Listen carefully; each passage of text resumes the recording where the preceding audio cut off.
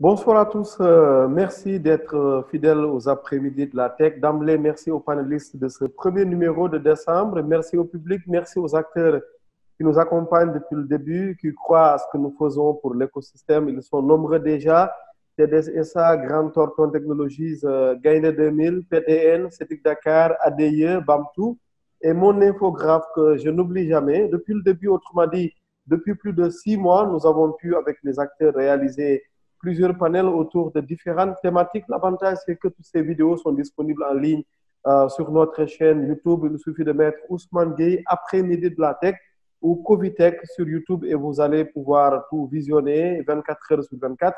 Une mine d'or pour aller vite en termes d'analyse, de décryptage, de mise en perspective avec des sommités de la tech au Sénégal, dans notre diaspora, chez d'autres nationalités également, parce que nous sommes convaincus naturellement que les après-midi de la tech, ce n'est pas une affaire sénégalo-sénégalaise, mais ça regarde l'ensemble des thématiques et des nationalités dès lors que ça intéresse le Sénégal. Ce sera le cas encore aujourd'hui, puisque je reçois 4 directeurs généraux. Ce panel peut s'appeler le panel des directeurs généraux pour parler de la gouvernance du numérique au Sénégal, deux du secteur privé, j'ai taquiné il y a quelques instants, et deux du secteur public. Bonsoir Amadou Diop.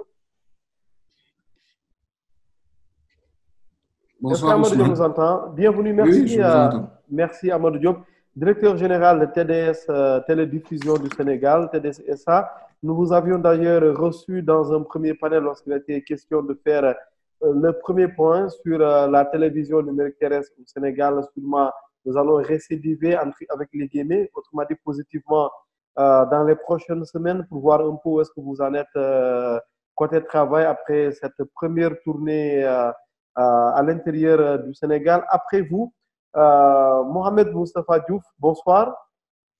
Bonsoir, Seydina Ousmane. Merci, merci beaucoup, Mohamed Moustapha Diouf. Je tiens d'autant plus à lui qu'il est le seul dans l'écosystème à m'appeler Seydina avant le Ousmane Gueye. Comprenez que c'est très fort. Merci, Mohamed Moustapha Diouf, directeur général du cabinet BAMTOU. Sûrement, on aura besoin d'un petit mot sur BAMTOU un peu plus loin.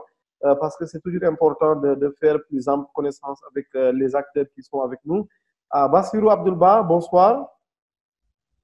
Bonjour Ousmane, cher Ousmane. Bonjour à tous. Bonjour à mes frères et collègues avec qui je partage ce panel. C'est un plaisir et bonjour à tous les. Merci beaucoup Bassirou, coordinateur du PTN, le Parc des technologies numériques du Sénégal, basé à Diamniadio. Hier, le ministre était censé avec vous faire un déplacement sur les lieux. Vous allez peut-être nous donner des nouvelles de ça un peu plus tard. Avec vous également, nous avions fait un panel dernièrement pour faire le point sur l'état d'avancement du PTN. Mohamed Mbeng, bonsoir Mohamed Mbeng. Est-ce que Mohamed Mbeng nous entend?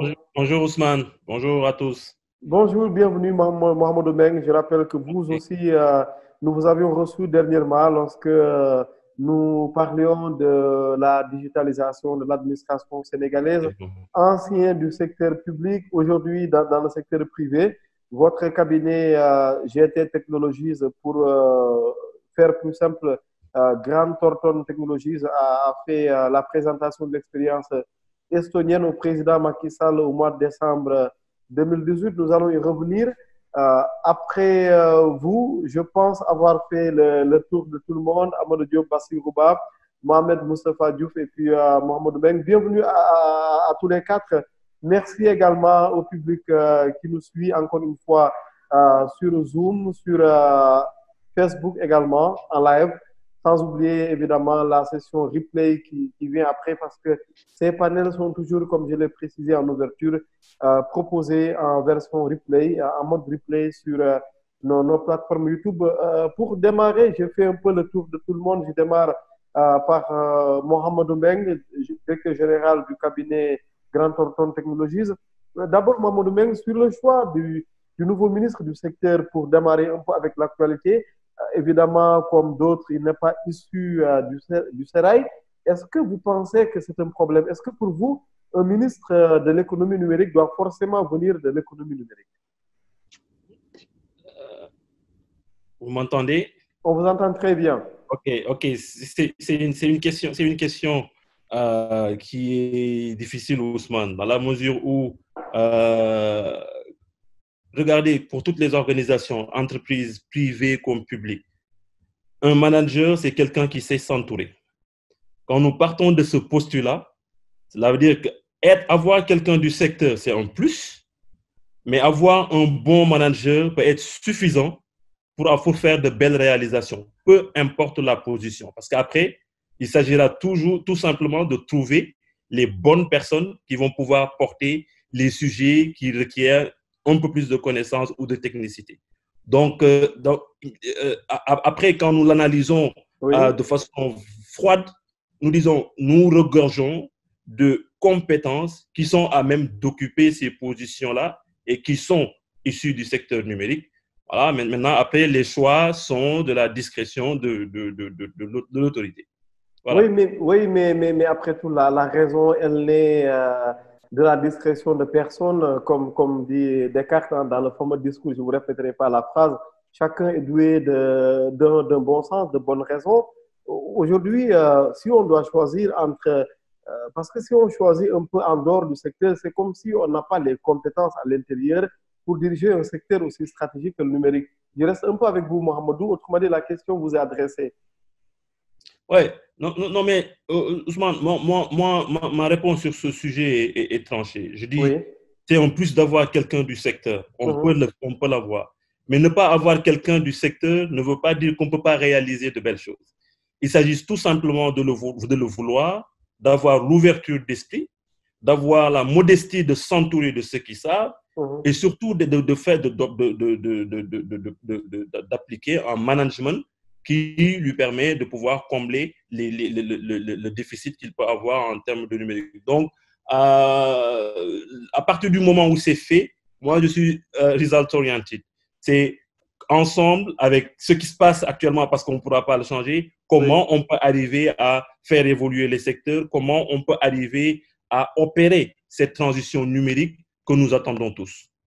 Merci. Je suis en train de choisir entre Bassirou Ba et Amadou Diop, selon un peu, en partant du critère de celui qui ouvre d'abord son micro. Je fais exprès de patienter un peu, mais comme on veut se passer la parole entre les deux représentants du secteur public, la parole à Bassirou Abdoulba. Bassirou, la même question. Est-ce que pour vous, ministre, ça doit provenir du secteur? Alors, c'est une réponse qui est courte parce que c'est ma tutelle, c'est mon autorité. Et de toute façon, je pense que Mohamedou a déjà dit, je pense, ce qui est l'essentiel. Oui. Je pense que le choix appartient à l'autorité. Il y a des critères qui sont autres que la technicité, en fait, qui rentrent en ligne de compte. Et de toute façon, je pense que l'essentiel, c'est d'avoir des résultats pour le secteur. Et c'est le plus important. Le reste étant en plus. Mais de toute façon, la capacité de leadership et de managérial, comme l'a bien dit Mohamedou, je pense que est le critère le plus abouti. Combien de leaders ne sont pas dans le secteur et ont radicalement transformé, en fait, les choses. Donc, je pense qu'à partir de ce moment-là, l'essentiel est dit, je pense. Après, il y a des aspects qui sont plutôt techniques et qui sont gérés au niveau de l'écosystème. C'est pour faire une réponse très courte par rapport à ça. Amadou Diop de TDS. Est-ce qu'Amadou Diop nous entend? Il y a peut-être un problème de connexion parce que l'image est... Oui, sa vidéo est figée. Mohamed Moustapha Diouf de Bamtou. Oui, c'est Ousmane. Allez, bienvenue. Je fais un tour de table avec la première question. Est-ce qu'un ministre de l'économie numérique doit venir du secteur numérique? Mais, bien entendu, merci pour l'invitation et puis je passe le bonjour à mon frère Bassirou Abdoulba et puis aussi enchanté à M. Meng Mohamed, mon homonyme. C'est la première fois que je pense qu'on discute, on ne se connaît pas. Mais j'ai entendu parler des bonnes choses que mon cabinet fait. Les apprentis de la tech fera la présentation après. Exactement. Voilà. Effectivement que je connais. Alors, bon, le plus important, ce n'est pas les hommes, non, ce sont les institutions. Du moment qu'on a les institutions qui marchent. Excusez-moi, j'ai une petite voix parce que je suis un peu grippé. Je n'ai pas voulu cette rencontre. Donc, comme je disais, le plus important, c'est d'avoir des institutions qui font le job, qui marchent. Maintenant, le choix des hommes, ça, comme on dit, c'est à discrétion du gouvernement, du président. Maintenant, bon, sans langue de bois, j'avoue que oui, j'ai été un peu frustré parce qu'aujourd'hui, ce qu'on attend d'un ministre, c'est d'être d'abord un excellent manager. Et dans le secteur du numérique aujourd'hui, dans le privé, on a des hommes qui sont d'excellents managers, mais également qui techniquement savent dont on parle. Donc, maintenant, ceci étant dit, ce qu'on attend, c'est d'enfin d'enclencher cette transition digitale du numérique qu'on attend toujours. Et on aura l'occasion de débattre de cela, de discuter de ça, je pense, dans l'heure qui suit. Merci. Bon, je ne sais pas si vous m'entendez, je suis de retour. Amadou, on vous entend très bien. Bienvenue. Re-bienvenue. Ok, ben, je ne sais pas, j'ai peut-être des soucis de bande passante, donc j'ai enlevé la vidéo. D'accord, il n'y a pas de souci. Pour moi, comme il est question de transformation, peu importe la personne qui occupe aujourd'hui la position de ministre de l'économie numérique, c'est sa capacité managériale qui est importante. Et dès l'instant qu'on parle du principe que les grandes révolutions aujourd'hui dans ce monde, si on prend le métier de l'hôtellerie, et la composante digitale a transformé le métier de la réservation de l'hôtellerie, ça a été fait par des gens qui ne viennent pas de ce secteur. Aujourd'hui, peu importe, on a Bookings qui aujourd'hui fédère à peu près 40 à 50% des réservations mondiales et ça n'a rien à voir avec l'hôtellerie, hein. C'est des gens qui n'ont pas d'hôtel. Donc, fondamentalement, la capacité à changer ou la capacité à transformer un secteur ne nous impose pas forcément une compétence dans ce secteur. Il faut juste avoir une vision comme l'a dit Meng, comme l'a dit Bassirou, une vision par rapport à sa capacité à s'entourer des gens qui connaissent. Donc, moi, aujourd'hui, la nomination d'une personne qui vient d'un secteur différent que de l'économie numérique ne me dérange pas du tout et je reste convaincu que, en ayant échangé avec le ministre actuel, de sa capacité à mener cette mission par rapport à son, comment dirais-je, par rapport à la manière dont il comprend au moins les enjeux dans un premier temps.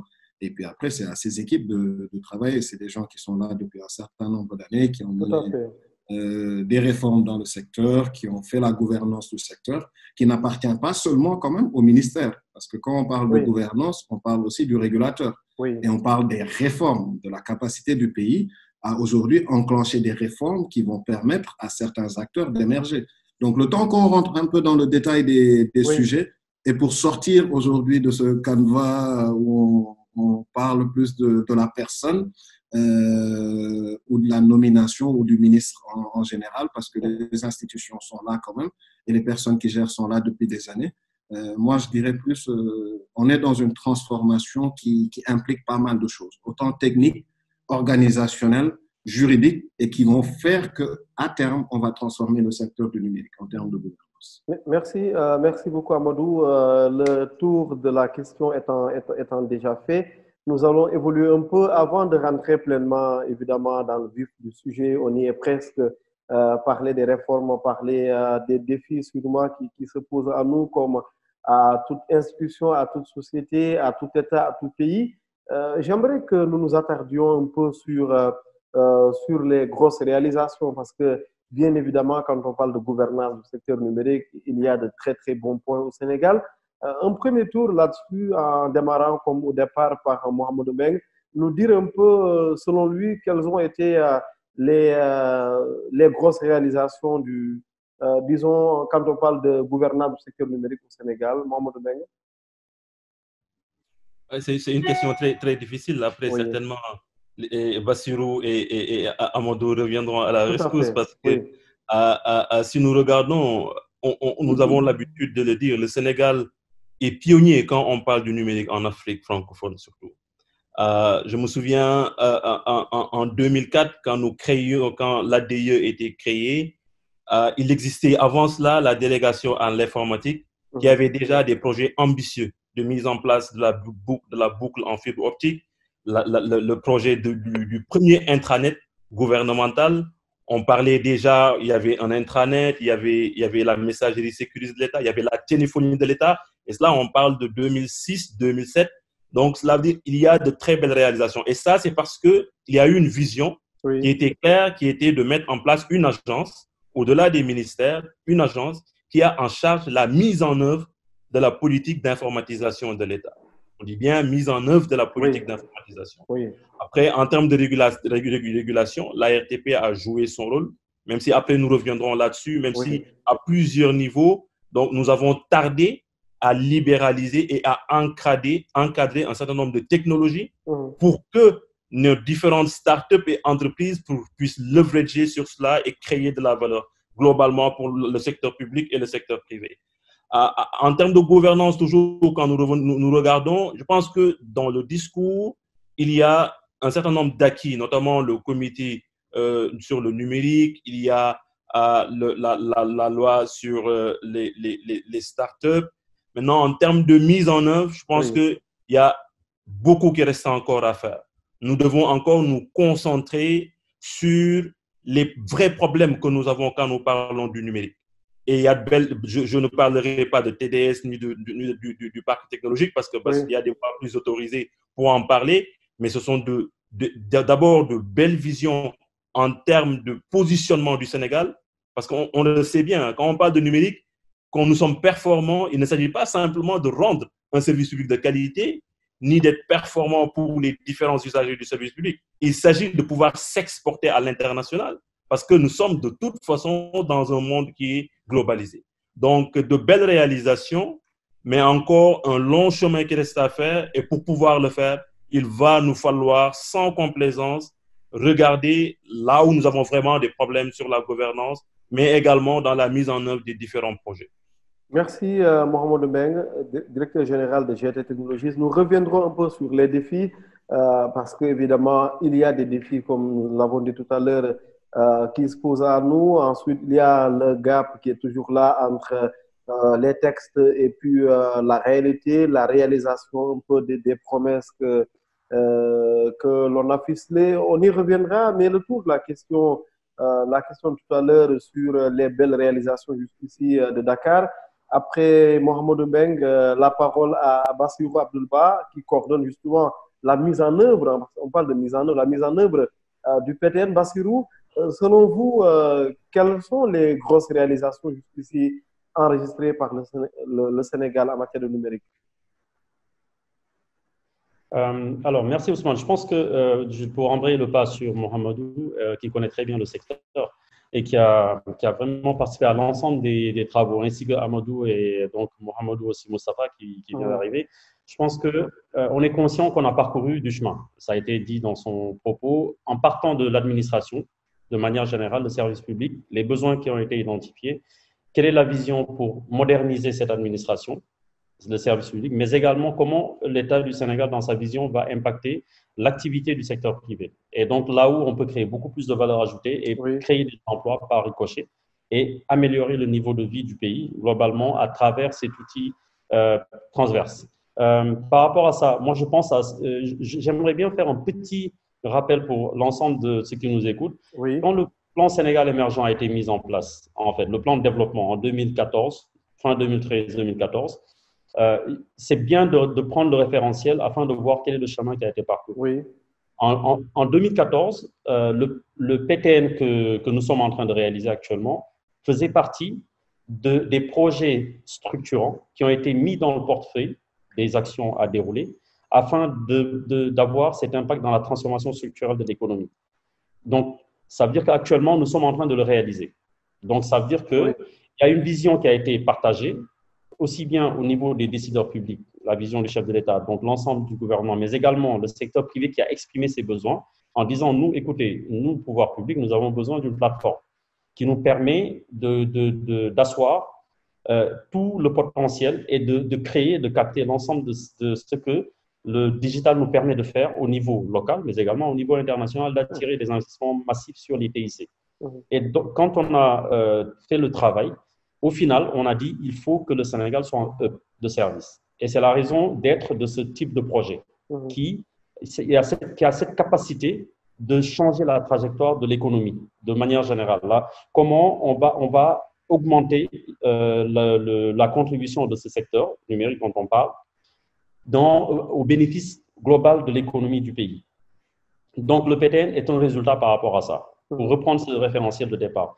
Autre chose qui a été discutée, c'était, et ça a été évoqué effectivement par Mohamedou, c'est le besoin de libérer les énergies dans le secteur de l'écosystème, tout ce qui est écosystème du numérique. C'est la raison pour laquelle, souvenez-vous, on a mis à jour l'arsenal juridique avec le code des communications, en fait, qui a été mis à jour.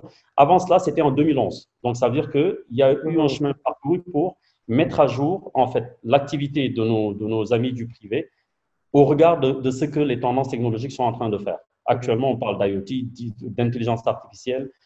Il y a des problématiques de sécurité.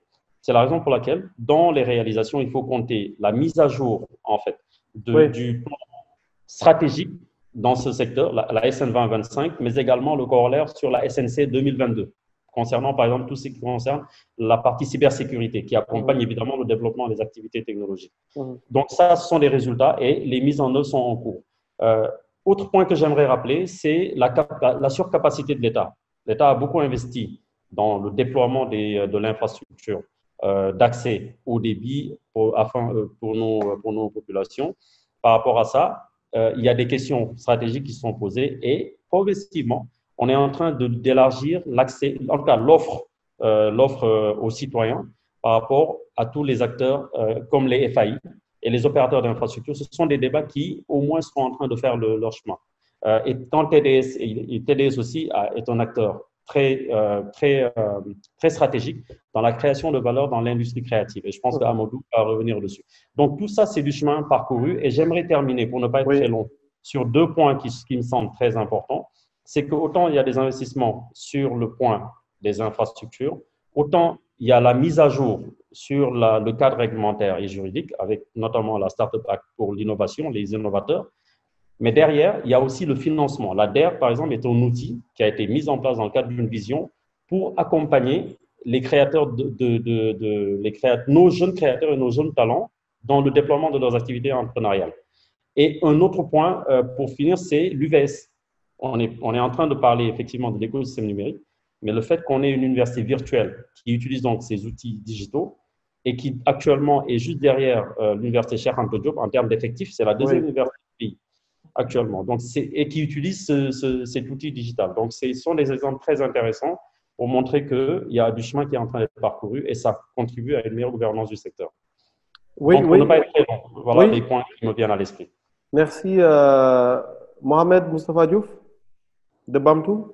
Ouais, ça va aller vite parce que mes prédécesseurs ont pratiquement tout cité. Donc, peut-être juste rajouter le point d'échange Internet également qui a été mis en place aussi, le CNX, qui est transparent, mais quand même qui permet d'avoir une meilleure connectivité, en tout cas dans la boucle locale.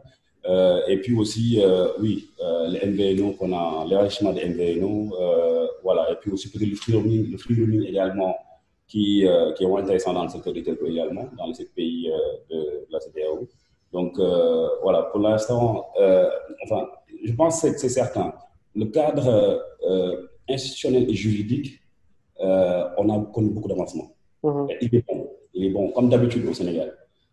Maintenant, dans la mise en place réelle des choses, et notamment créer du business autour de l'infrastructure et de l'infrastructure, c'est là où, clairement, je pense que dans la discussion, on va aller plus loin.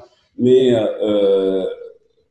et puis aussi, je pense que d'un point de vue infrastructure, l'avancement, ce que le classement du Sénégal qu'on avait en 1998 et maintenant, on a perdu dans le ranking. Et je pense que ça, c'est dû au fait aussi qu'on a un peu peut-être dormi sur nos lauriers. Et que c'est bien si on compare à pas mal de pays africains, mais encore pour mieux faire. Par exemple, je donne l'exemple de Madagascar. Aujourd'hui, le pays africain avec la connexion la plus rapide, c'est Madagascar, aussi invraisemblable que ça puisse être, sachant que c'est l'un des pays les plus pauvres d'Afrique. Et rien que grâce à ça, il y a l'économie du vidéo qui a explosé à Madagascar. Donc, le cadre institutionnel encore et juridique, je pense qu'on a fait des progrès assez significatifs. Maintenant, sur la mise en œuvre et puis sur la création de valeur dans tout ça, c'est là où encore il nous reste beaucoup, beaucoup de chemin à parcourir. Merci, merci beaucoup, Mohamed Moustapha Diouf. Amadou Diop de TDS. Oui, merci beaucoup, Ousmane. En fait, je pense qu'à écouter tout le monde, on s'accorde sur le fait qu'il y a eu des avancées notoires en ce qui concerne la gouvernance du secteur du numérique. Parce qu'on a parlé de beaucoup de choses. Hein. On a parlé des lois aujourd'hui faisant passer du régime des licences aux autorisations et qui ont permis l'émergence des fournisseurs d'accès à Internet, mais aussi des opérateurs virtuels mobiles. Et oui. Tout ça, ce sont des opportunités que l'État a offertes aux gens du privé pour pouvoir aujourd'hui être des acteurs forts dans le domaine de l'économie du numérique, au-delà des opérateurs traditionnels qu'on avait. Hein, parce qu'on s'est dit comment faciliter l'onboarding process pour être un FAI ou pour être un opérateur mobile virtuel. Jusque-là, où on était dans le cadre des appels d'offres, on était sous le régime des licences qui était géré par la RTP, où on passe au régime des autorisations qui facilite un peu l'accès à ce type de marché. Aujourd'hui, dès l'instant qu'on parle de gouvernance du secteur et des facteurs aujourd'hui sur lesquels il faut appuyer pour permettre notamment l'accélération soit de la croissance ou l'émergence de nouveaux acteurs, très clairement, on s'accorde sur le fait que le pays doit avoir un bon niveau de connectivité internationale. Oui. Sur les 4 ou 5 dernières années, on se rend compte que quand même plusieurs câbles sous-marins ont atterri au niveau du pays. On peut parler de Main One, on peut parler de SAT3, on peut parler d'ACE, on peut parler de GLO. Et aujourd'hui, la capacité sous-marine qui a atterri au niveau du Sénégal, au niveau des landing points, si ça n'a pas été multiplié par 5 ou 6, ça a été multiplié par 10 sur les 10 dernières années. Donc là-bas, il y a un impact fort déjà au niveau de la capacité.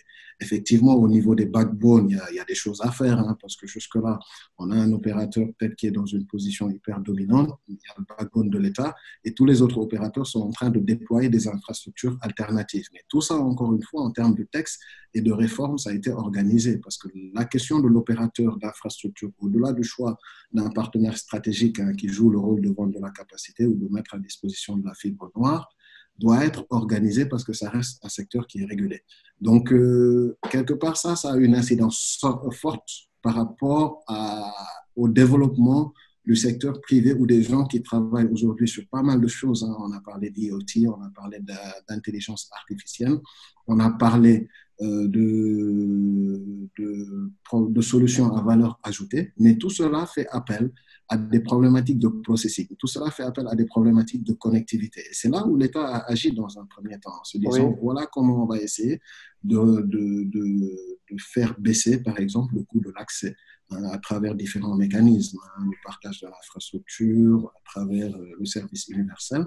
Et bien entendu, quand j'entends effectivement, Moustapha, on a perdu beaucoup de place aujourd'hui par rapport à notre ranking au niveau africain, mais on reste encore compétitif aujourd'hui parce que la qualité de service qu'on a au niveau du Sénégal, il faut aller à côté pour savoir un peu ce qui se passe.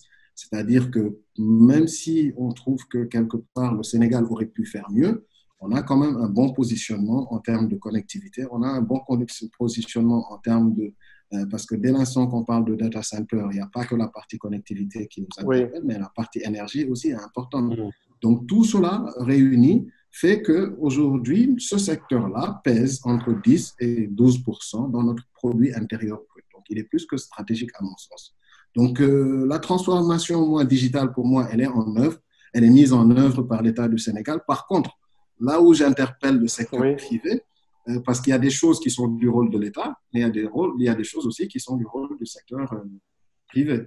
Et à chaque fois que l'État, par moment, ouvre la porte, au-delà des initiatives de start-upers, notamment de boîtes aujourd'hui qui développent pas mal de solutions où on a une créativité déconcertante hein, de la part de cet écosystème, ils auraient pu aussi faire partie de ces sociétés qui viennent se positionner en termes de concession sur le service public pour gérer ces infrastructures que l'État va mettre en place. Parce que c'est une chose d'investir, mais c'est une autre chose, c'est un autre métier d'exploiter. Et c'est là-bas peut-être que l'État attend le secteur public en termes de partenariat. Merci Amadou. Une autre question avant de vous quitter sur ce point. Aujourd'hui, quel va être le rôle de TDS qui s'ajoute bien sûr aux belles réalisations du gouvernement? Le rôle de TDS dans ce vaste ensemble de réalisations? Ça va se mesurer comment? Écoutez, nous, à la limite, déjà, nous, ça va se mesurer au niveau de notre capacité à finaliser cette transition analogique, c'est-à-dire à basculer, à libérer aujourd'hui ces fréquences qui sont occupées par les chaînes de télé. Ce sont des fréquences basses dont les opérateurs ont besoin. Ce sont des fréquences du dividende numérique qui vont impacter le développement de certains services au niveau de la 4G, mais peut-être même de la 5G pour un opérateur de service. Donc, on va dire que si on permet aujourd'hui à ces opérateurs de pouvoir réaliser, de pouvoir s'initier en termes de relais de croissance dans leur positionnement en termes de service, ça, c'est quelque chose qu'on aura. La libération des fréquences et le basculement, ce sont nos missions primaires, en tout cas. Après, c'est la facilité qu'on va apporter aux populations à avoir accès à la télévision numérique terrestre, c'est-à-dire qu'on est en train, avec la RTS, de transférer ou de faire la dévolution du patrimoine infrastructurel en ce qui concerne la diffusion. Après, ce serait pour être un opérateur de diffusion qui n'est pas aujourd'hui régi par le code de communication électronique, mais qui est régi par le code de la presse, en tout cas, parce qu'on est dans le secteur audiovisuel. Et dans le cadre du code de la presse, il y a 2 ou 3 grands acteurs. Il y a les éditeurs de contenu, il y a l'opérateur de diffusion que nous sommes, et les distributeurs de services. Maintenant, nos services nous amènent à être à cheval, peut-être, sur l'audiovisuel, sur le broadband et sur le broadcast. Donc, à partir de ce moment-là, la réponse forte qu'on pourra amener, c'est ramener la télévision traditionnelle partout et pour tous les Sénégalais. Ça, ce sont sur des échéances relativement courtes, notamment d'ici décembre, on devrait basculer tout le Sénégal. Gérer la partie juridico-réglementaire qui s'articule autour des conventions, des cahiers de charges, parce que les chaînes de télé avaient jusque-là des fréquences. Aujourd'hui, on leur attribue des canaux. La manière dont il faudrait exploiter ces canaux-là devrait être régie par les conventions et cahiers de charges, donc qui sont finalisés et gérés sous la tutelle du CNRA. Après, il y a toute une cartographie du paysage audiovisuel à dérouler et qui permettent de définir les types de télé, thématiques, régionales qu'on va avoir sur l'ensemble du territoire. Donc, ce projet-là, aujourd'hui, est très structurant parce dès l'instant qu'on parle du contenu et 1 million, peut-être 500 ou 600 000 foyers au niveau du Sénégal, il faut apporter une réponse traditionnelle, mais aussi s'appuyer sur l'écosystème numérique pour pouvoir avoir des partenaires peut-être comme Bantu ou comme Grant Thornton qui vont nous aider et être des extensions sur certains types de solutions structurantes qui vont suivre les usages. Donc, il y a toute une émulation qu'il faut avoir autour de ce projet. Ne pas rester sur l'offre traditionnelle, par exemple, où on amène la télé parce que les gens regardent la télé différemment. Tes enfants, mes enfants sont sur des tablettes. Et tout cela, ça fait appel encore une fois aux différentes problématiques soulevées ici. La connectivité va jouer un rôle important. Le stockage va jouer un rôle important. Et avec tout ça, aujourd'hui, même si on n'est pas capable, peut-être si on n'a pas à disposition des infrastructures de stockage, il y en a chez le PTN, il y en a au niveau de la DIE, et c'est là où on crée de la valeur localement. C'est-à-dire tout ce contenu-là doit driver les investissements qui sont faits sur ce marché. Tout ce contenu-là doit driver aujourd'hui l'émulation qu'on doit avoir entre différents acteurs. Donc, on est à l'heure de la convergence. On parle audiovisuel, on parle télécom, on parle IP, on parle juridico-réglementaire. Et TDS est un acteur au milieu de tout ça. Merci. Merci, Amadou. Complément pour complément, question à Bassirouba avant de retourner la parole au secteur privé qui est également dans ce panel, Mohamed Moustapha Diouf de Bamtou et Mohamedou Meng de GT Technologies. Pour vous, Bassirou, on parle beaucoup d'infrastructures, mais on oublie souvent d'insister sur le dialogue entre les infrastructures, ce qu'on appelle le partage d'infrastructures. Aujourd'hui, comment est-ce que PTN pourrait venir en appui aux infrastructures déjà existantes? Alors, une réponse assez courte de ce côté-là. Première chose, quand le projet a commencé à être exécuté, le projet a financé une étude sur le partage et la mutualisation des infrastructures.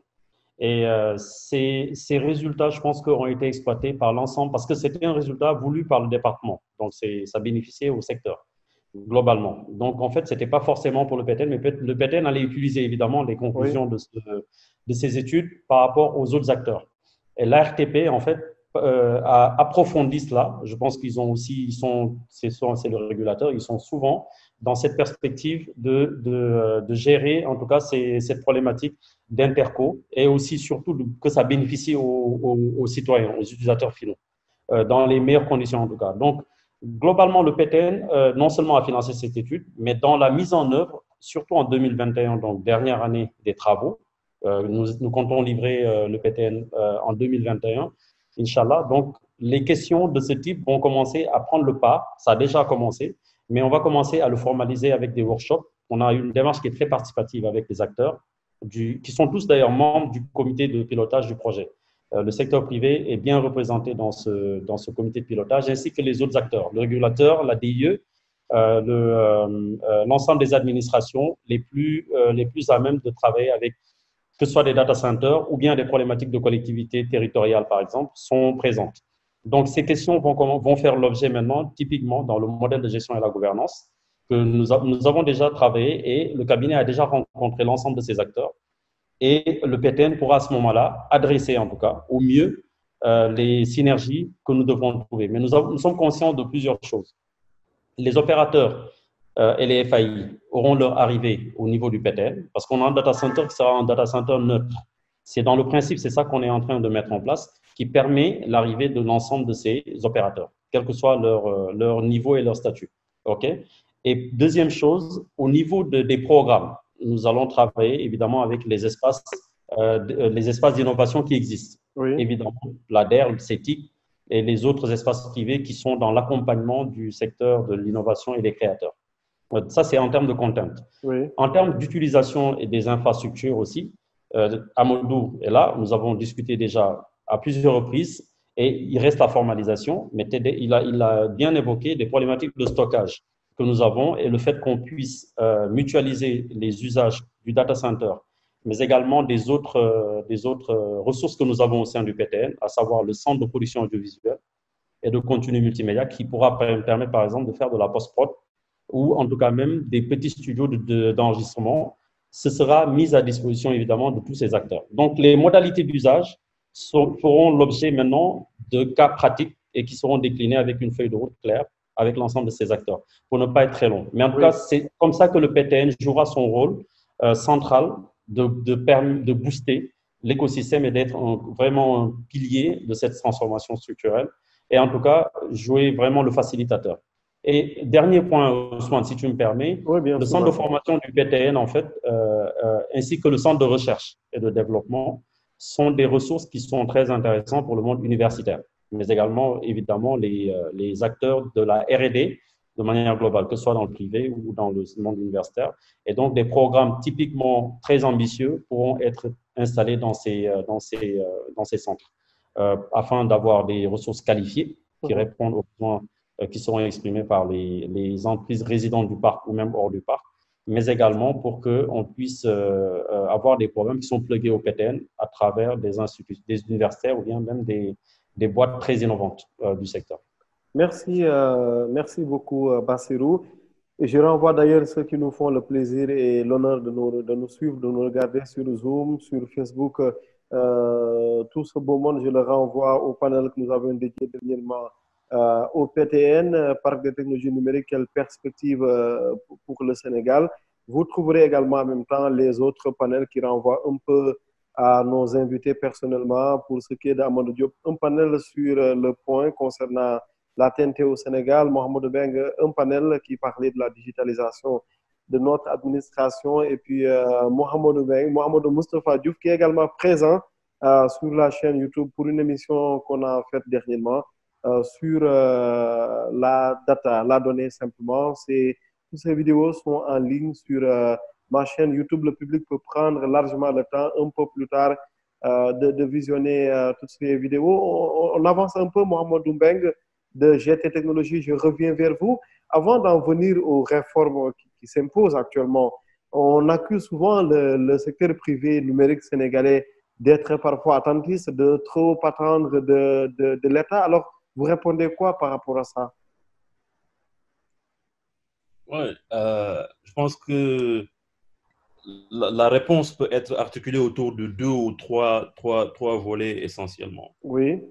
Il faut voir la plupart du temps, le projet, on en veut pour preuve le dernier projet de l'Union européenne sur l'état civil. Le secteur privé n'est au courant des montages et de ces projets que quand c'est lancé. C'est une réalité. Et pourtant moi, je connais plusieurs entrepreneurs qui ont eu à proposer des solutions sur l'état civil. Et certainement, ceux qui sont dans le panel ont eu également des partenaires ou des amis qui ont voulu proposer des solutions sur l'état civil. Après, si nous regardons la loi sur les PPP, qui est d'ailleurs en train d'être mise à jour, Oui. il y avait beaucoup de barrières et de contraintes. Et une contrainte principale concernait la sécurisation ou le confort qu'on devait donner aux entreprises qui viennent pour investir. Voilà. Une entreprise locale qui va essayer de structurer un projet, parce qu'on le verra bien, la problématique n'est jamais technique. Elle est avant tout structurelle et financier, le business model. Maintenant, si nous avons une loi qui ne facilite pas le partenariat entre le secteur privé local et parce qu'on met des critères qui éliminent de fait des entreprises qui, pourtant, n'ayant pas eu des expériences similaires ailleurs, sont à même de réaliser ces projets. Alors, se pose une problématique principale qui est la souveraineté numérique. Pourquoi nous prenons des projets aussi stratégiques et nous les confions à des entreprises étrangères? C'est ça la première question. Et quand on traite cette question dans la gouvernance, cela veut dire qu'on va mettre un cadre qui permet de prendre des décisions qui préservent notre souveraineté. Nous allons dans tous ces systèmes-là qui sont critiques, nous assurer d'avoir des entreprises du secteur privé national qui sont à même de gérer, de faire évoluer et d'exploiter ces solutions. Et ça, nous ne le faisons pas. Après, il y a une autre question qui revient principalement. Nous avons eu à le faire à plusieurs reprises. Nous avons structuré des projets. Nous avons pris des partenaires financiers que nous avons embarqués. Voilà. Et le process même de contractualisation avec notre secteur privé est très complexe. Il y a énormément de discussions et parfois, nous sommes perdus. Nous ne savons même pas où se situe vraiment la vraie décision. Parce que entre l'interlocuteur qu'on peut avoir, qui est le ministre ou le directeur d'une agence qui est émerveillé par le projet, qui est dans une dynamique de poursuivre cela. Après, le ministère de l'économie, où il y a des acteurs qui vont regarder, avant même d'arriver à ce niveau, donc il faut convaincre au niveau technique. Après, passer à l'étape où il faut discuter avec le ministère de l'économie. Il y a plusieurs étapes de décision, points de décision, et souvent très peu de transparence dans comment ces décisions sont prises et quels sont les critères. Quand nous exposons les critères et que nous disons sur tel ou tel secteur, voilà les critères qui permettent de faire tel ou tel partenariat, je vous assure, nous sommes en même de le faire. Parce qu'aujourd'hui, nous l'avons prouvé sur des projets très structurants où nous sommes allés chercher sur des centaines de millions de dollars des partenaires qui nous disent oui, nous sommes disposés avec des cadres qui sont mis en place et des business models qui ont été réfléchis et qui restent à être validés maintenant avec l'État. Donc, le secteur privé en veut. Le secteur privé n'a pas les moyens de certains grands groupes qui vont mettre en avant le budget, les financements, c'est sûr. Mais tant que nous ne donnerons pas la chance à ce secteur privé, à cet écosystème, de réaliser certains projets critiques, de pouvoir donc capturer une partie de la commande publique, générer de la valeur, nous ne serons pas à même d'avoir des champions. Il n'y a aucun pays, si vous allez en Estonie, s'ils ont eu des champions, c'est parce que l'Estonie a misé sur des startups. Et qui dit startup, dit entreprise qui, à la base, n'avait pas forcément de passif en termes de réalisation dans d'autres pays. Donc, nous devons faire confiance au secteur privé local. Nous devons leur donner la chance de prouver qu'ils sont à même de réaliser 99, pour ne pas dire 100%, des projets que nous sommes en train de confier à des étrangers. Et même si nous n'avons pas les technologies, c'est une bonne occasion pour dire, OK, vous allez faire, une entreprise étrangère va faire réaliser le projet, mais avec une entreprise locale qui, au bout de 10 ans, doit reprendre cette activité. C'est indispensable. Et si nous ne le faisons pas, nous risquons de digitaliser toute notre économie et de ne plus être maître de notre économie. Parce que cette économie appartiendra à des gens qui régissent les business models et qui définiront les règles du jeu. Merci. Merci beaucoup, Mohamed Meng. Alors, Bassirou Abdoulba, coordinateur du PTN. C'est vrai que c'est une complainte du secteur privé qui revient très souvent, le fait que l'État confie ses projets numériques majeurs à d'autres, en tout cas, qui ne sont pas des Sénégalais. Au-delà de la question liée à la souveraineté numérique, c'est d'abord un souci peut-être qui se poserait en termes de confiance vis-à-vis de ce secteur privé numérique sénégalais. Vous en dites quoi par rapport à ça, même si on a vu les assurances un peu du chef de l'État à Diamniadio les 26 et 27 novembre dernier, lorsque le chef de l'État répondant, Antoine Gombe, nous avions recueilli d'ailleurs le plaidoyer sur notre radio à Dakar, Antoine Gombe qui dit il faut que sur des projets aussi majeurs que l'État civil, que le secteur privé soit associé. Derrière le président qui répond, si vous avez des solutions, on est preneur, mais on sait, Bassirou, que la question n'est pas aussi simple. Oui, Ousmane, c'est vrai que c'est une question qui est difficile pour un pays, en fait, en tout cas, qui essaie d'avancer et qui essaie de construire et de faire grandir son secteur privé local. C'est un impératif dans tous les cas. Dans tous les secteurs d'ailleurs, c'est un leitmotiv, ça revient, que ce soit dans l'oil and gas, on parle de local content. Oui. En fait, c'est important qu'on ait effectivement cette politique de créer des champions locaux. Après, c'est vrai qu'il y a aussi des contraintes qui font que, comme l'a dit Mohamedou, il y a des procédures et par exemple, il y a des contraintes, le code des marchés, il y a des contraintes qui font que parfois, nos acteurs locaux ne sont pas forcément en capacité, comme il l'a dit, de compétir avec des structures qui viennent et qui ont des moyens et qui ont un passif, comme il a dit, en tout cas qui ont un actif, c'est-à-dire ils ont des références que clairement, ceux qui débutent n'ont pas et parfois ça les exclut de facto par rapport à des procédures qui sont parfois rigides. Ça, c'est un débat qui n'est pas neuf, tout le monde est conscient de ça. Maintenant, la volonté de créer des champions locaux, elle est là. Comment le faire? C'est là où on a encore des progrès à faire, certainement, tous. On y réfléchit, on en parle tout le temps. La commande publique, on veut bien que le secteur privé local bénéficie, grandisse en bénéficiant d'une part de cette commande publique. Ça a été dit et redit. Ça a même été mentionné, je pense, dans la dernière Startup Act, le principe, en tout cas, est énoncé. Comment le mettre en œuvre? C'est là où, en fait, on est encore en train de réfléchir. En tout cas, il faut, Mohamedou Moustapha l'a dit, dans l'implémentation, il nous faut trouver le moyen le plus efficace de le faire sans que aussi ça ne porte tort à la politique globale de l'État. Parce que le corollaire, c'est qu'en termes de financement, il y a des structures qui viennent avec des financements. C'est plus facile pour eux d'avoir des leviers ailleurs qui leur permettent d'exécuter plus vite. Il y a l'urgence aussi de délivrer les projets. Donc, ce n'est pas facile. Je ne dis pas que c'est une question qui est facile enfin, on peut le régler de manière mécanique très facilement. Oui. Mais ce qui est rassurant par rapport à cette démarche, c'est qu'on a un secteur privé local qui est de plus en plus impliqué dans les politiques que nous déroulons. Antoine Ngom, lors de la même occasion, l'a rappelé. Il y a un plaidoyer vibrant qui a été mené pour dire l'État nous associe déjà à certaines initiatives, il faudrait aller plus loin. Donc, ça veut dire qu'il y a quelque chose qui est en train d'être fait. Tout à fait. Il faut aller plus loin. Mais comment le faire? Je pense que le fait qu'on commence maintenant à encourager l'innovation locale, qu'on finance nos jeunes pousses, qu'on essaie de mettre en place un cadre qui leur permet de grandir, en fait. On tirera des leçons, bien sûr, des choses à améliorer. Mais dans le court terme, en tout cas, quand on se projette en termes de perspective, je pense qu'on est parti pour avoir des champions. À court terme, à moyen terme, peut-être, ou à long terme. Et il y a même déjà des graines de champions qui sont chez nous. Il ne faut pas non plus qu'on oublie de voir qu'il y a une bonne partie qui permet de rassurer les gens. Il faut qu'on a des talents nouveaux. OK.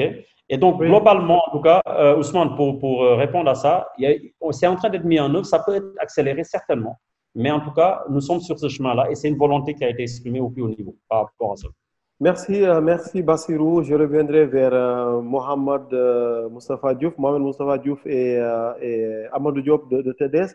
Mais avant d'aller plus loin sur ça, j'aimerais vous faire entendre très rapidement, c'est une question de secondes, le plaidoyer du professeur Abdoulaye Cissé sur cette nécessité de faire confiance aux acteurs locaux?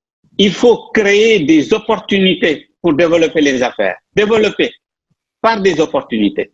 Imaginez ce que le Sénégal contient comme start-up dans tous les domaines. Que l'État du Sénégal dise, voilà mes principaux services publics. Quels sont les start-up qui ont de l'expertise, de la compétence sur ces différents segments? Regroupez-vous. Je vous mets en privilège de nationalité et je vous donne ces marchés. Il n'y a aucune faveur. C'est des diplômés, c'est des experts. Ils ne demandent pas d'aide. Ils ne demandent pas de subvention. Ils ne demandent pas d'aumône.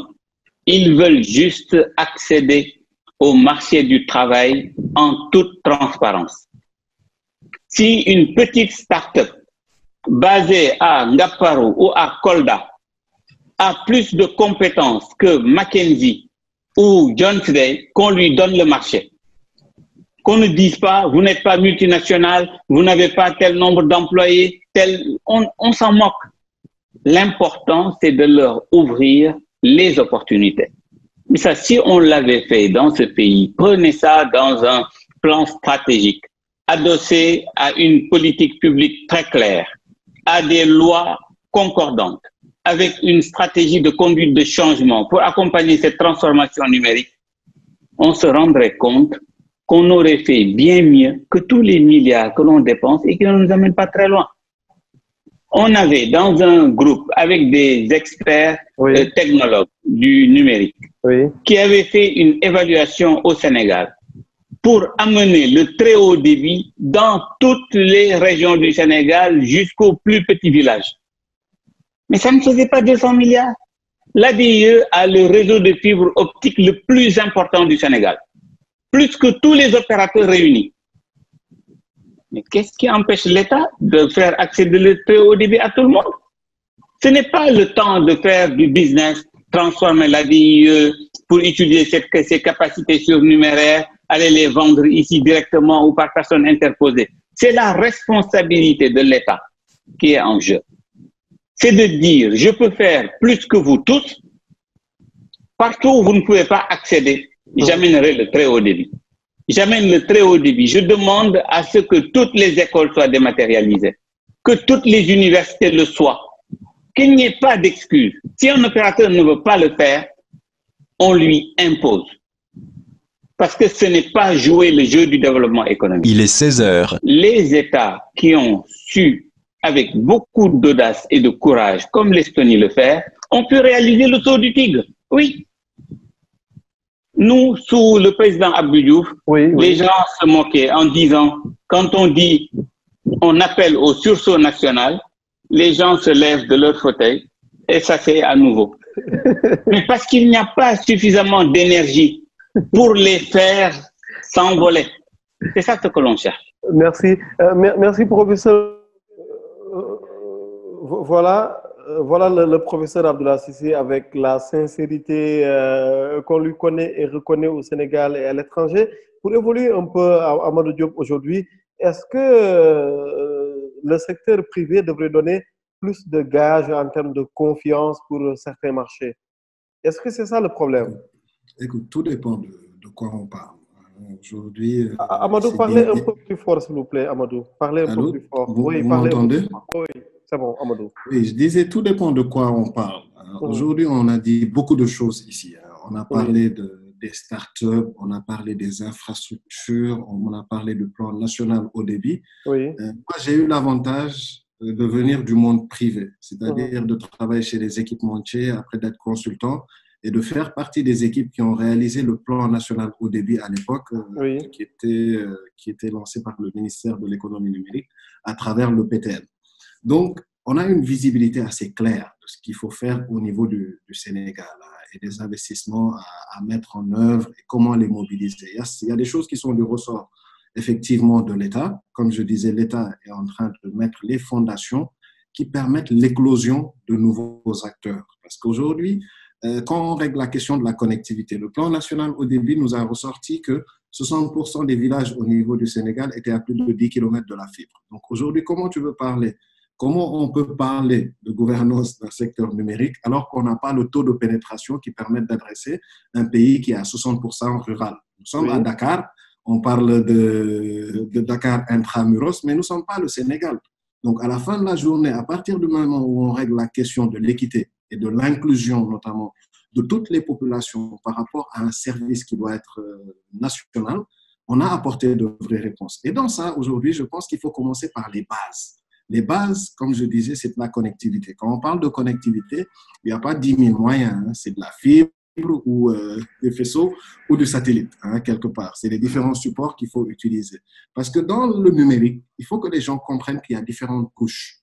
Il y a la couche infra, il y a la couche système. Quand on parle d'infra, on est effectivement sur des questions liées à la fibre, liées au backbone, liées au FTTH, c'est-à-dire la fibre à domicile, la fibre dans les buildings, FTTB et tout ça.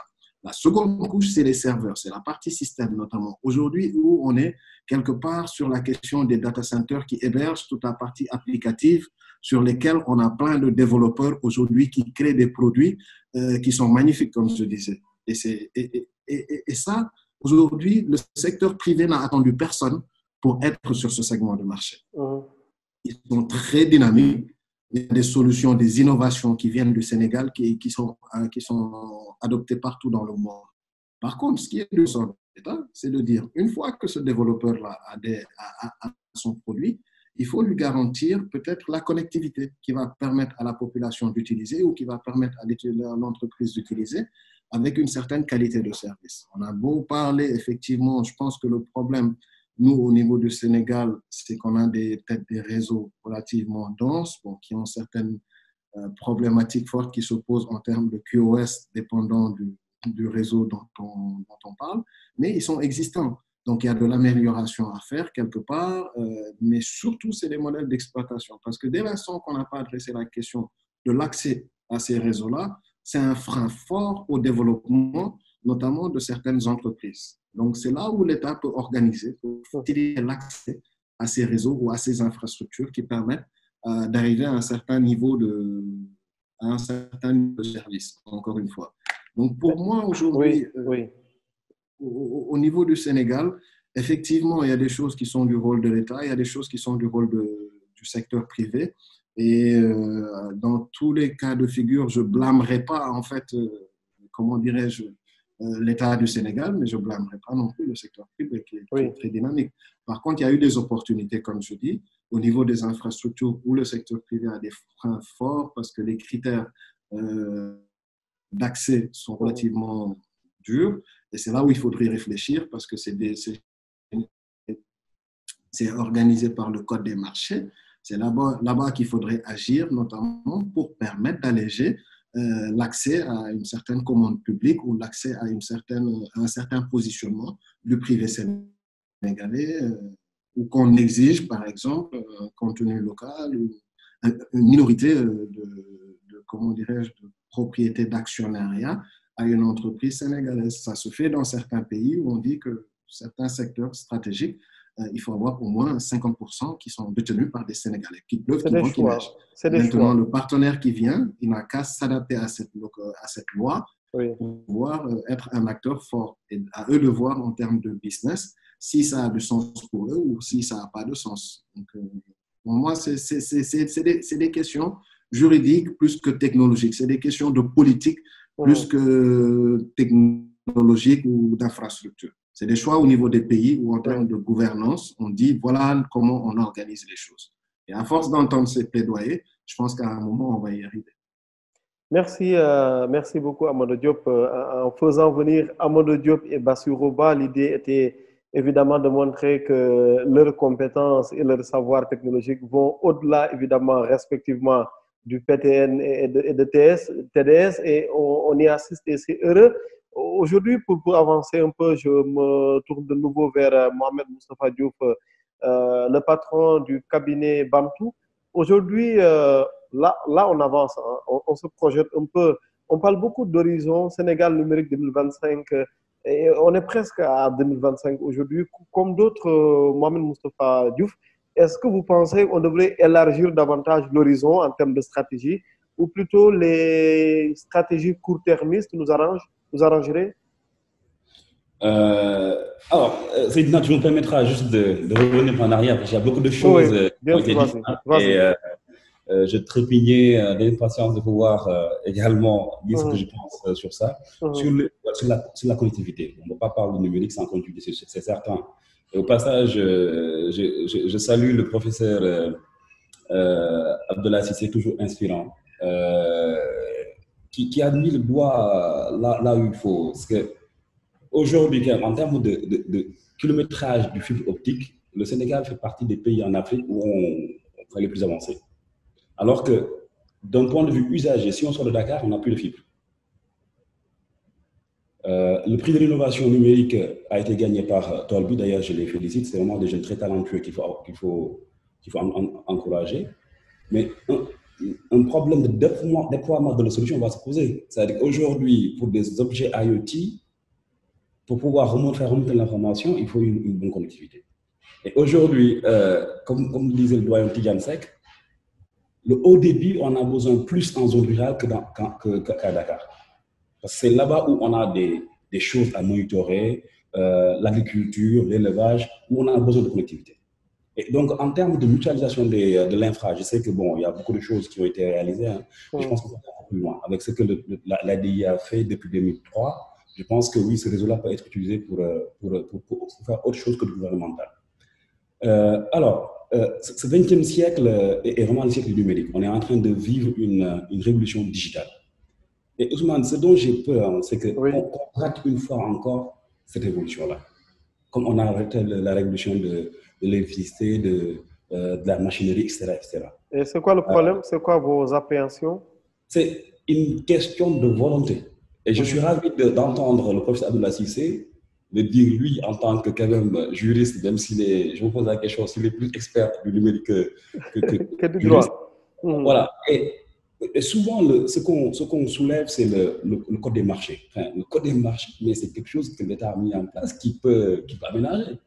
La dernière fois, bon, je ne sais pas de nom, on était dans un panel lors du forum et il y a un monsieur, un DSI de l'État qui expliquait qu'aujourd'hui, parce qu'il y avait une entreprise sénégalaise qui disait que bon, on ne comprend pas pour telle solution, nous on a solutionné et ce sont des Canadiens qui ont été sélectionnés. Alors que nous, la même solution, on l'a déployée dans d'autres pays, en dehors du Sénégal. Et le monsieur qui expliquait qu'en fait, bon, c'est compliqué, les procédures de passation de marché, et que, en gros, lorsque c'est gros, c'est l'extérieur. Voilà, c'est l'extérieur, les grosses boîtes. Et lorsque c'est satellitaire, c'est le Sénégal. On peut donner des miettes aux entreprises sénégalaises. Et d'ailleurs, j'en profite également pour saluer, il y a des directeurs aujourd'hui qui n'hésitent pas à faire confiance à des entreprises au Sénégal. Alors, est-ce qu'on va avoir des champions? Si lorsque c'est gros, c'est pour les autres, et lorsque c'est petit, oui, bon, on peut prendre des risques, on donne ça à une entreprise. On va le faire. Mais aujourd'hui, en termes de savoir-faire technologique, le Sénégal, on n'a absolument rien à envier à n'importe quel pays, que ce soit les pays développés comme les pays qu'on a en Afrique. De par mon métier, j'ai la chance de voyager beaucoup, de faire beaucoup de technical due diligence, des audits techniques.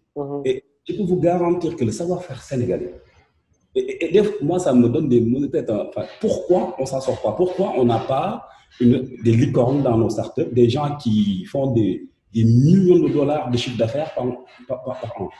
Pourquoi on n'arrive pas à avoir ça? Parce que le savoir-faire technologique est là. Oui, c'est une question de volonté et de politique. Aujourd'hui, si l'État se lève en disant que voilà, on parle de ce fameux marché de l'État civil, bon, ça fait des années qu'on parle de l'État civil, alors qu'il n'y a rien de plus simple à mettre en place. Voilà, on parle de 14 ou 17 milliards. En disant, voilà, je mets 10 milliards sur la table, ce marché est réservé aux entreprises sénégalaises. Mais là, systématiquement, vous allez voir dans l'écosystème les gens s'organiser et venir faire ce marché-là. Et donc, du coup, créer des champions, et ça va déteindre dans toute l'économie. Lorsqu'on parle d'économie numérique, il y a quelque chose de très important, c'est l'économie.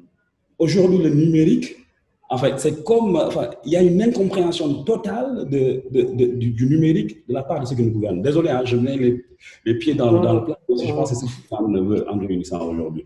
Mais également aussi, je pense que nous, en tant qu'acteurs du numérique, on a aussi du mal à prouver ce que le numérique peut être en tant qu'économie. On n'a pas de chiffres fiables pour cela. Donc aujourd'hui, on est tous convaincus que l'économie peut générer des centaines de milliers d'emplois, mais aujourd'hui, des chiffres fiables, on n'en a pas. Et donc aujourd'hui, à Optique, on a commencé à trouver des solutions à cela. Donc, mettre en place un baromètre digital qui va mesurer le taux de digitalisation de nos entreprises et définir des politiques avec.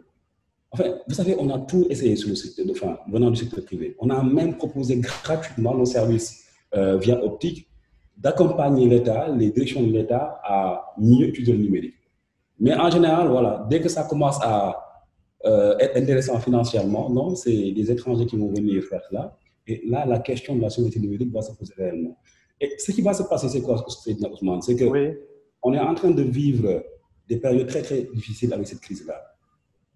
Le secteur du numérique, enfin, d'entrepreneuriat, d'entreprise du numérique, en tout cas, qui était déjà naissant, il y a beaucoup d'entreprises qui ont fermé et d'autres qui vont fermer.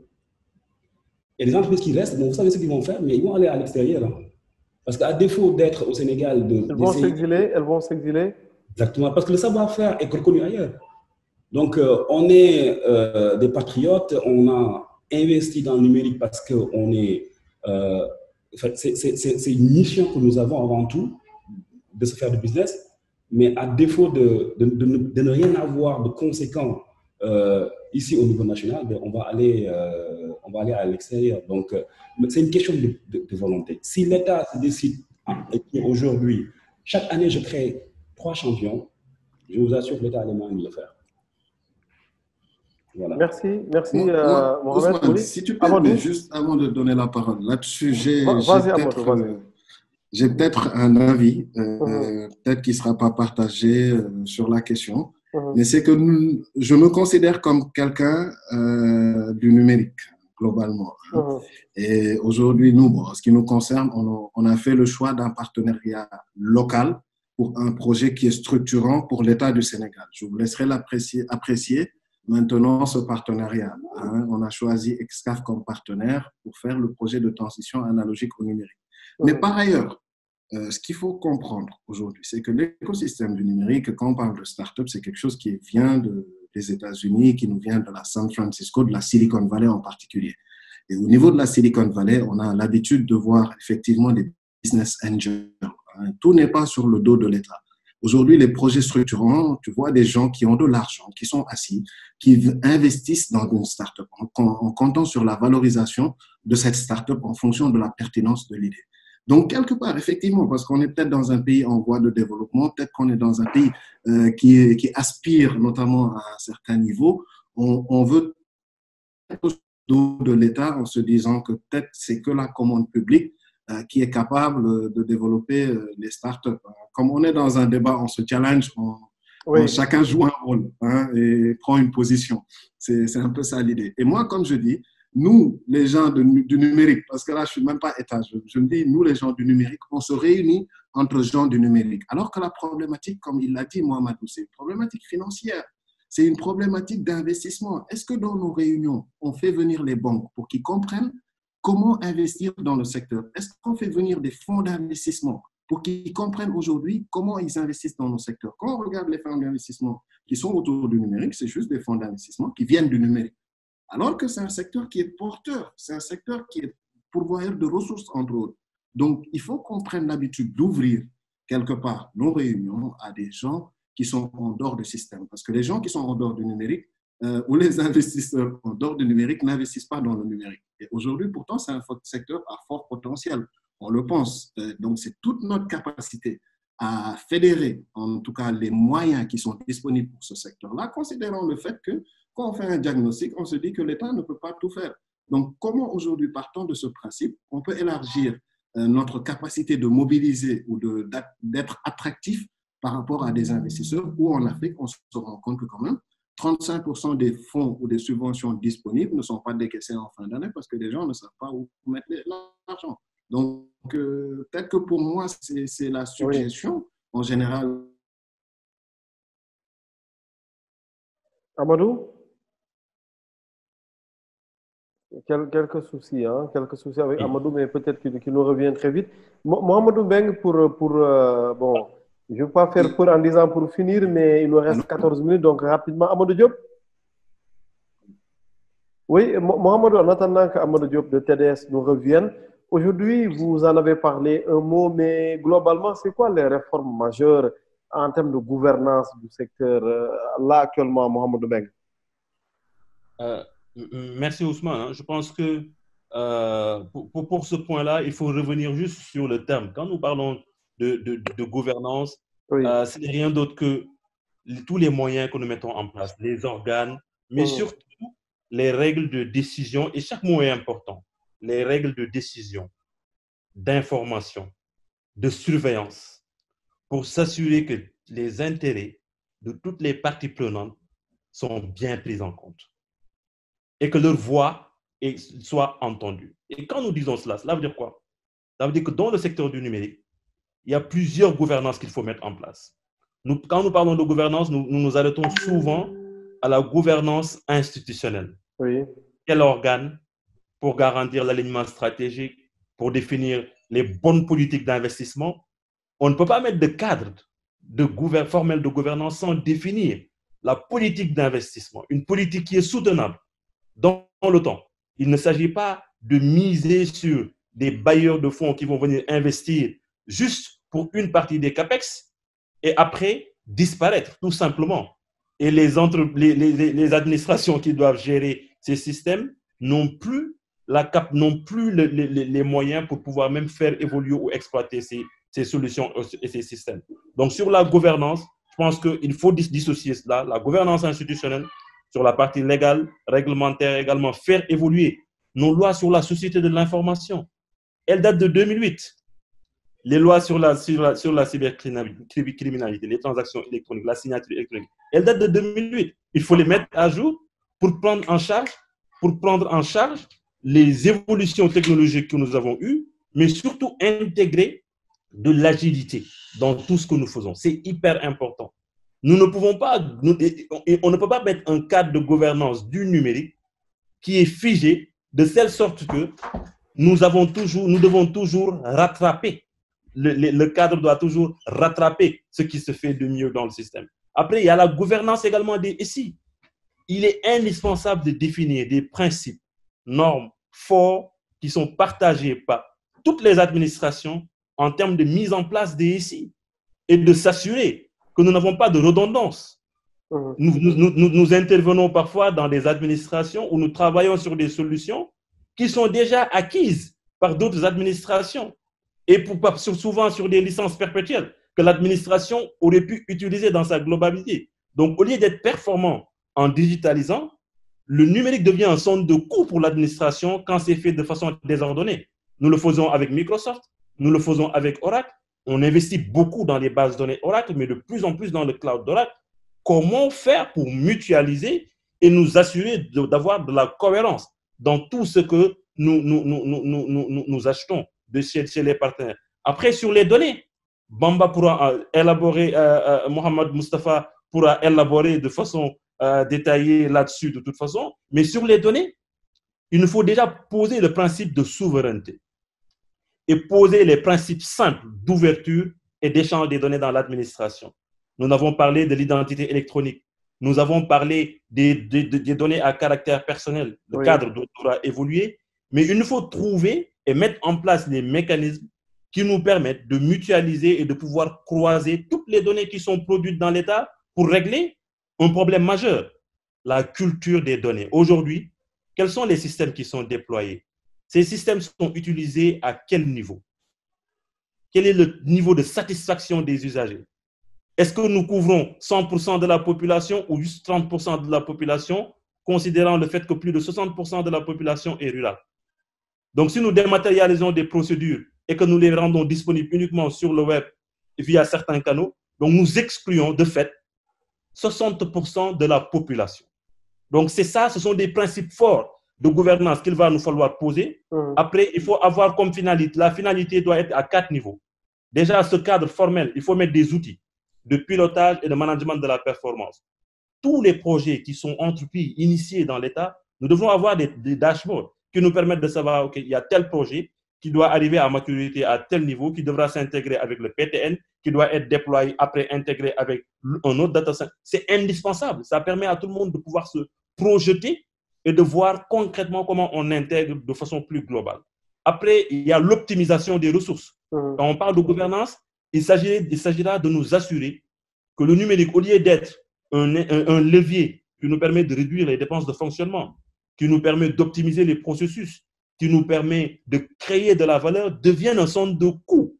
Et ça, pour le faire, il faut évaluer la rentabilité de tous les projets. La rentabilité n'est pas seulement financière. Elle peut être économique, sociale ou écologique. Donc, le troisième volet, c'est l'optimisation des risques. Nous ne pouvons pas initier une transformation numérique sans pour autant, dans la gouvernance, définir de façon claire quelle est notre appétence au risque en termes de digital. C'est indispensable.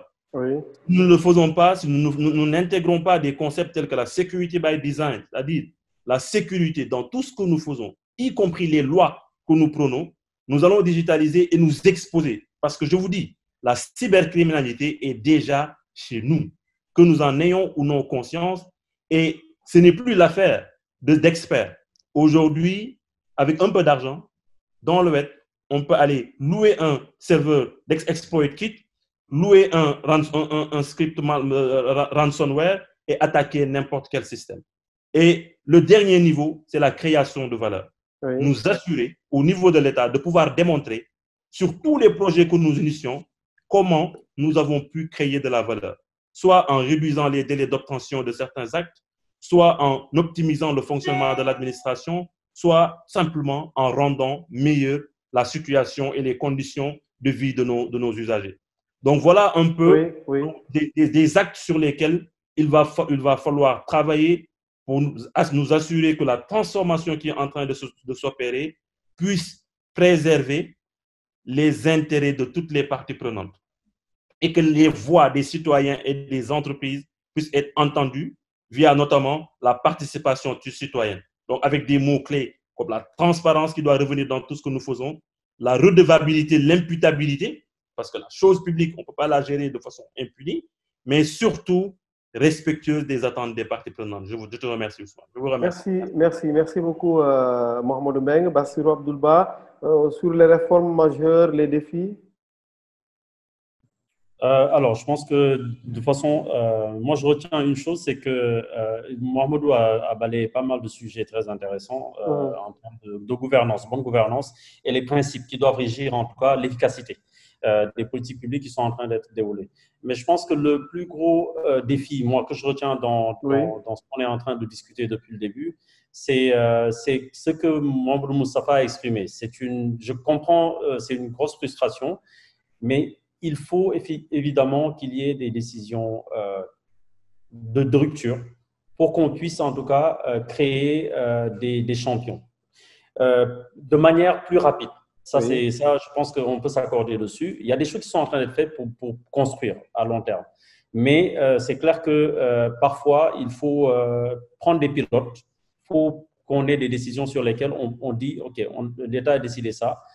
Par contre, il faudrait que le secteur privé ait vraiment du répondant sur ça pour que, en fait, cette chaîne continue. Sinon, et ça, je pense on peut se dire des vérités. Il y a des exemples ici où des tests n'ont pas été à la hauteur des attentes. Ça, il faut aussi qu'on soit honnête.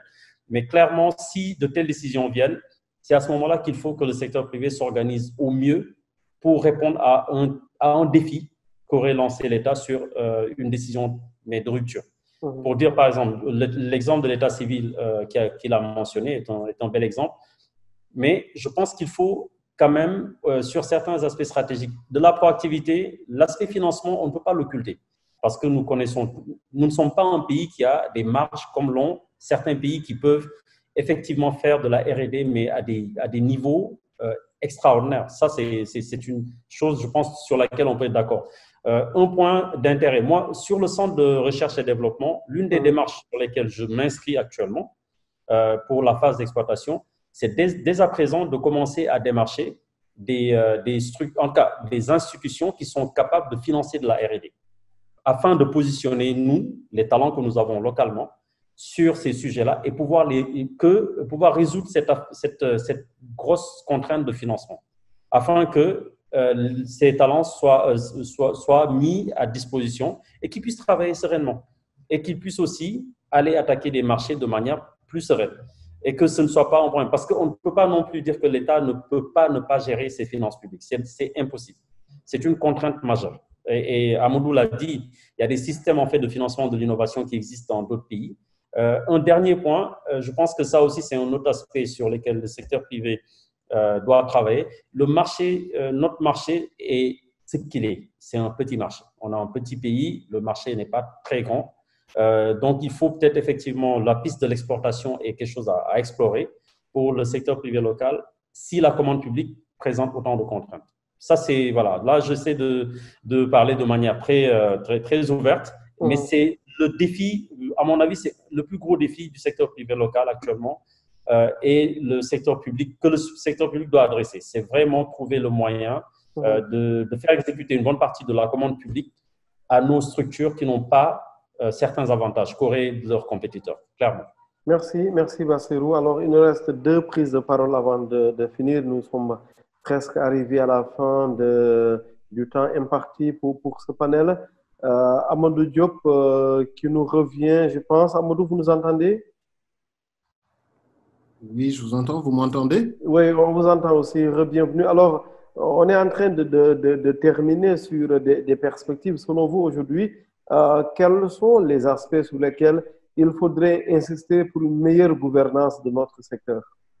Oui, je pense que ce qui impulse une transformation, c'est les réformes.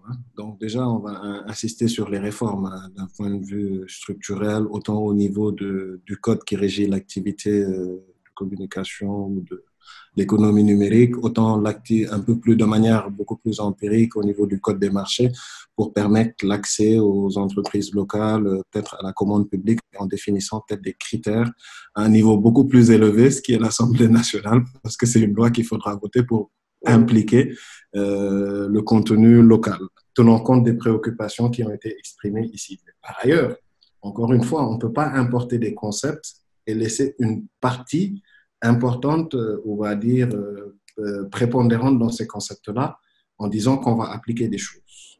La manière dont les startups fonctionnent aujourd'hui à travers le monde, c'est que les investissements qui font marcher ces startups-là viennent du privé.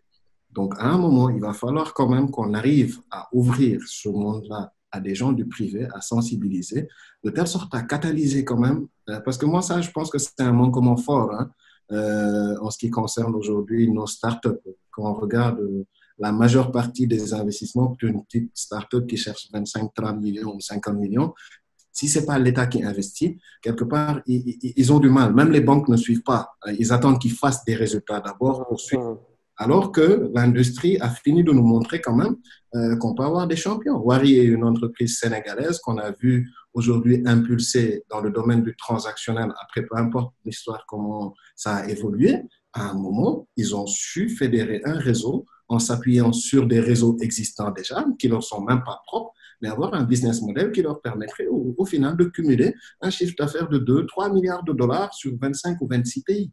Donc, pour revenir à ce que disait Bassirou, think globally, execute locally. C'est-à-dire un marché de 15 millions d'habitants, voire 1 600 000 foyers, dépendant de la solution qu'on veut mettre en place, n'est pas suffisant en termes de, comment dirais-je, d'absorption ou de développement.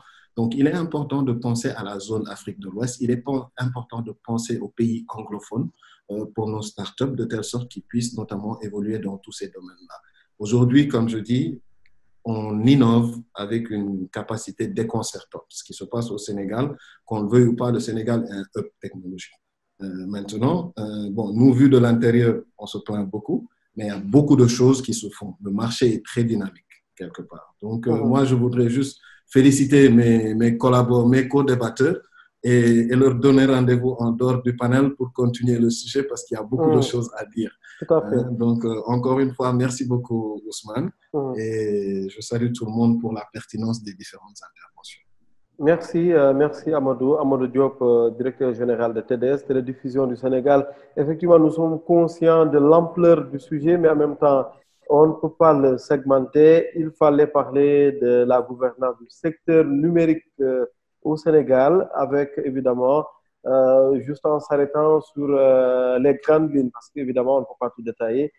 Comme l'a dit Amadou Diop, alors Bassirou, vous et moi vont être d'accord, seront d'accord, pardon, pour faire une faveur au Sérère Mohamed Moustapha Diouf. Hein. Comme ça, il va conclure le panel. Mohamed, c'est un gros risque que je prends en même temps. Alors, vous avez 2 minutes pour le panel. Amadou et Mohamedou seront des arbitres, hein, n'est-ce pas? Voilà. Mohamed, allez-y.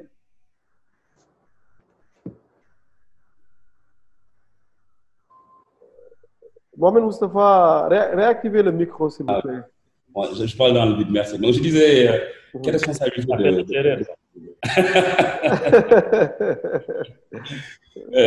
donc, c'est vraiment une responsabilité de conclure. Mais je dirais, c'est un point de nouvelles réformes. Toutes les réformes qu'il faut pour développer le secteur du numérique, on les a déjà. Maintenant, ce qui reste, c'est la mise en œuvre. Aussi bien d'un point de vue juridique qu'institutionnel. Bon, sur le plan institutionnel, effectivement, on sent quand même un manque de cohérence, des fois, de métronome dans tous ces organes-là qui existent, entre FDSUD, ARTP, etc. Mais les institutions sont là, le cadre juridique est là. Maintenant, ce qui reste, c'est vraiment la mise en œuvre. Et c'est là où l'Observatoire du numérique qui a été créé dernièrement, donc le CNN, le Conseil national du numérique, peut jouer un rôle extraordinaire. Si le CNN a la latitude de travailler de manière libre, donc avec une présence du secteur privé beaucoup plus forte, parce qu'on ne peut pas parler d'économie numérique sans la présence du privé, et aussi le nerf de la guerre, c'est le financement. Aujourd'hui, c'est vrai que la DER finance beaucoup. Maintenant, moi, j'aimerais bien avoir les chiffres sur la part de l'économie numérique dans ces financements-là. Mais je pense que, vu que tous les États sont en train de mettre le numérique comme secteur prioritaire de développement, il faudrait avoir un fonds du numérique pour booster les entreprises qui sont là. On ne vient pas encore commander, c'est pas ça ce que j'ai envie de dire, mais il nous faut de l'argent pour aider le secteur à se structurer. Et une fois que ça s'est fait, avec les PME qui existent déjà, accéder au marché public. Aujourd'hui, je pense que oui, on va avoir un secteur numérique avec une bonne gouvernance et puis surtout qui va être créateur d'emplois et qui va se détendre dans pas mal de secteurs. Et que c'est ce phénomène qu'on voit aujourd'hui des jeunes qui vont aller en mer, perdre leur vie, c'est des choses qu'on peut limiter. C'est des choses qu'on peut limiter avec la création de valeur par ces technologies-là. Sur la partie donnée aujourd'hui, il y a un problème réel. On a un problème de gouvernance. Et ça, je ne le dirai jamais assez. On a un problème de gouvernance de données. Est-ce qu'aujourd'hui, on maîtrise nos données pour pouvoir prendre les bonnes décisions publiques? Donc voilà, c'est ce que j'avais envie de dire en dernier. Mais je relève l'invitation de Amadou. Je pense que Ousmane, tu avais dit les après-midi de la tech, hein, 1h30, c'est pas un après-midi. Donc, j'espère qu'on aura l'occasion la prochaine fois, peut-être en dehors de ce cadre-là, d'échanger pour le bien-être du secteur du numérique. Merci à tous. Avec plaisir, avec plaisir. Merci beaucoup, Mohamed Moustapha Diouf, directeur général du cabinet BAMTOU, Mohamedou Meng, directeur général du cabinet GT Technologies, Bassirou Ba, coordinateur du parc de technologie numérique.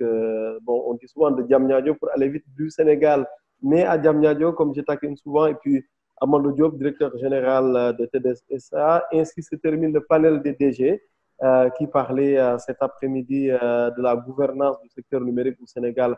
Naturellement, pour nous répéter, nous sommes conscients que nous ne pouvons pas faire le tour de la question tant elle est vaste, tant elle est importante, mais nous aurons sûrement le temps d'y revenir à travers d'autres thématiques plus tard, Inch'Allah, dans les après-midi de la tech qui vous retrouvent, Inch'Allah, tout va bien. Mercredi prochain, nous serons le 9 décembre 2020. Merci à tout le monde. Merci au public toujours présent pour nous suivre, nous bousculer également avec les questions, les suggestions. Nous sommes là pour ça. Ce panel est à retrouver en mode replay dans la soirée, Inch'Allah, sur nos plateformes en ligne. Merci à tout le monde et puis à très bientôt. Merci beaucoup.